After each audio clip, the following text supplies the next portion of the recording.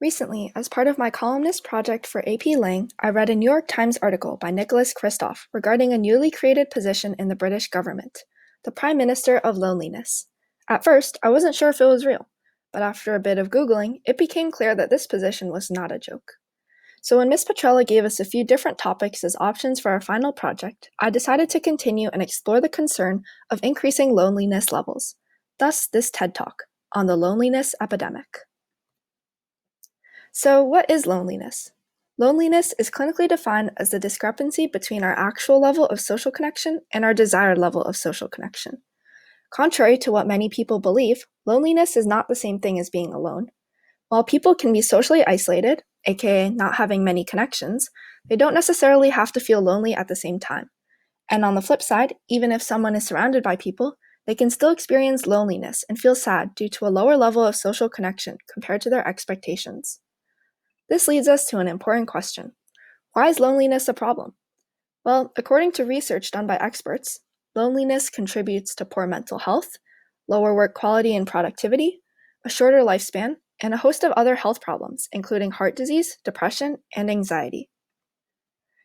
In order to combat these problems, we first need to figure out which sectors in our population struggle with loneliness.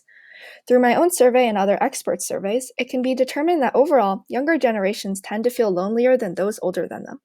As shown here with the question, how often do you feel lonely? And the answer options from left to right of never, sometimes, often, and always, the skew left towards never and only sometimes feeling lonely increases with each age group. Additionally, few respondents 24 and younger stated that they never feel lonely, and most of the respondents who chose always were in this youngest group. Similar to the other surveys, mine also showed a connection between mental health and loneliness. Again, with the same question and response options as above, those with poor mental health tended to be more spread out among all of the answer choices, whereas those who felt normal and great leaned more towards never or only sometimes feeling lonely. Additionally, since we have been socially isolated for a few months now, certain questions were centered specifically on quarantine. Overall, it seems that most people either feel lonelier or the same as usual in social isolation, with less than 10% of respondents reporting feeling less lonely in quarantine.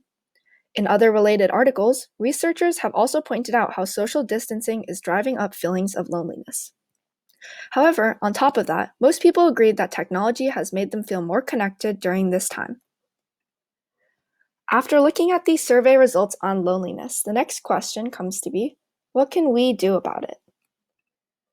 Some possible solutions presented by news articles for combating an increase in loneliness include the following.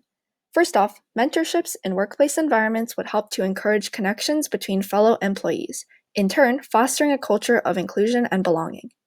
Secondly, entrepreneurs have been creating new online businesses to combat boredom and help those struggling with mental health issues. These virtual chats are easily accessible and convenient to use, allowing people to be more connected through technology. Finally, healthcare systems also need to contribute. In order to fight against the spread of loneliness, we first need to be aware of those affected. The healthcare system should screen patients for possible warning signs, similar to other health issues. After patients are diagnosed, they should undergo mindfulness training and cognitive behavioral therapy. Last but not least, what can you do if you're feeling lonely?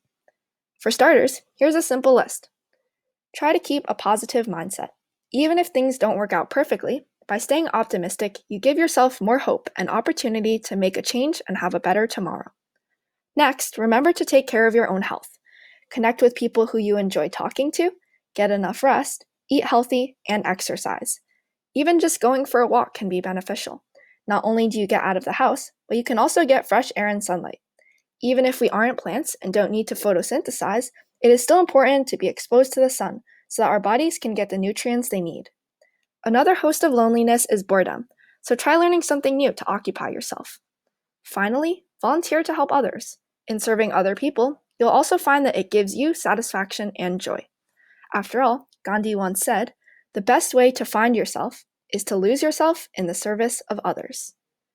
Thanks for listening to my TED Talk. Also, thank you to everyone who helped in my data collection, including all survey respondents. Peace out.